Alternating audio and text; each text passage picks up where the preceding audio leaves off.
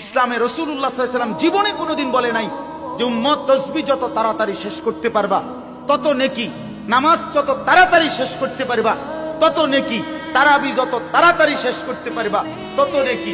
আল্লাহর কোরআন, রাসূলের হাদিস, কোন আউলিয়া, কোন পীর মাশায়েখ, কোন উলামা, কোন পীর বুজুর্গ, কোন ফকিহ, মুফতি, মুহাদ্দিস, ইমাম, আলেম কেউ কোনোদিন বলে নাই। আপনি এটা কি নামাজ পড়েন? 4 রাকাত সুন্নাত পড়তে আপনি 1.5 মিনিটে ওড়ে নামে মস্কারি করে আল্লাহর সাথে মস্কারি করে। একটা ফরনারি সূরা, কেরাত, দোয়া, কালাম, আত্তাহিয়াতু, তাশাহুদ, দোয়ায়ে কুনুত সব ভুল। আপনি নামাজ পড়েন, হ্যাঁ? হাসরের ময়দানে গিয়ে দেখবেন সব দি মিলাইয়া 100 গ্রাম ওজন আইয়া টের পাইবেন তো তখন।